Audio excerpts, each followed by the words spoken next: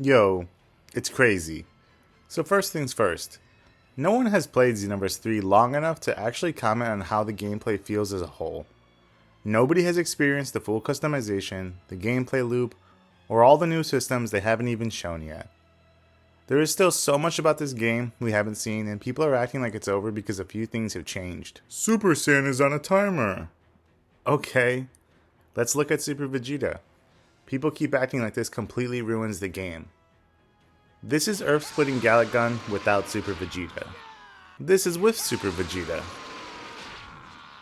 Really? This is what everyone's melting down over? The damage difference is damn near inconsequential. Now, things like chargeable supers and strikes that incorporate a vanish, I'm not entirely sure how those will work. That's actually a valid concern. But honestly, I'm not losing sleep over it. If it's different, then so be it. The whole concept largely came from Warp Kamehameha anyway, and I'd honestly be okay with that remaining a bit more unique. From everything we've seen, we're talking about roughly a 30% damage increase. That's a meaningful change, and it actually gives the Super Saiyan transformation a buff that feels lore accurate. The funniest part is that a lot of the same people doom posting Xenoverse 3 are the same people who overhyped Sparking Zero to the moon, even though a lot of that game's issues were obvious from the reveal. People dropped $120 on that game and are still complaining about it. Wait until the Ultra Super Redoui Neo DLC drops, they're gonna complain about the price after begging Bandai for months to release it. Every single post is basically, "Please sir, just one more DLC, please sire." Y'all spent years saying, "Come on, it's time to move on from this 10-year-old game."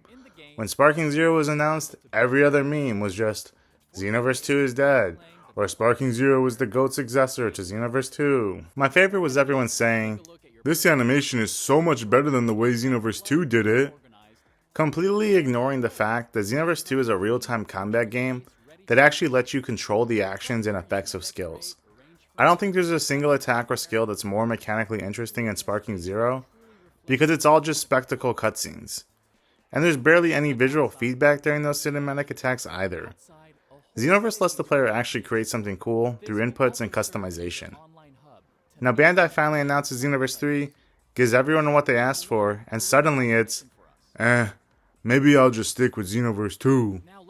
Well yeah, we've been saying for years that Xenoverse 2 should just keep getting DLC forever. Honestly, I would have loved a proper 10th anniversary pack for Xenoverse 2 itself. Give us 2 characters representing the original manga, along with a few manga-colored presets for characters like Goku and Vegeta. Instead, everyone wanted Xenoverse 3. And now people are acting like they never asked for Xenoverse 3. Suddenly it's, well, I wanted a new Xenoverse 2, not a different game. So you mean the DLC. The thing they were already giving us twice a year. New characters, new costumes, new skills, new story missions, new parallel quests, new stages, additional content. You literally had what you wanted, and you spat in its face. The festival skills are another great example. So many people hate them, but I actually think they're a really clever way to update older characters. Your CAC doesn't need Festival Super Spirit Bomb. It's honestly really cool that it's just exclusive to Goku. And finally getting DBS Vegeto's version of Final Kamehameha? That's awesome. The funniest part of all this is watching people complain about Xenoverse 3 while posting RIP Toriyama under Z-dub clips, as if that's somehow representative of Toriyama's work. It kind of proves that a lot of you don't actually care about Toriyama's original vision. You care about the version of Dragon Ball you grew up with. And trust me, I grew up with the Z-dub too. I have a ton of nostalgia for it. But at some point, if you're going to claim you're honoring Toriyama's legacy, you have to engage with the work he actually created. You have to ask yourself whether you know the original story and understand how he actually wrote these characters. When your primary reference point is the Z-dub, or Dragon Ball Z Abridged, you're engaging with someone else's interpretation of Toriyama's work, not his actual story. That's why it's so ironic to see people dismissing his final story before they've even experienced it. More than anything else, that says where their priorities really are. Meanwhile, I bet over half the people complaining haven't even read the first 13 volumes of the manga. 16 if you're reading the original release. Once again, I will say Xenoverse 3 isn't just another game to me.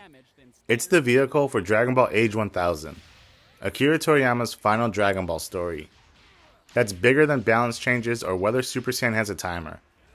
Now, if I'm actually being critical, here's what does concern me. I'm worried about the absence of multi-input skills and alternate inputs.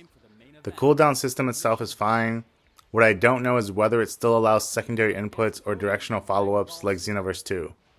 More than the combos and the awoken skills, the way skills interacted with each other along with the endless customization is what kept Xenoverse 2 alive for over a decade. Something as simple as Flash Strike dealing more damage after a knockback adds depth that people don't always notice.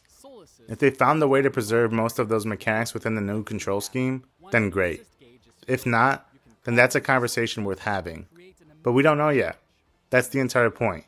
Wait until the game actually comes out.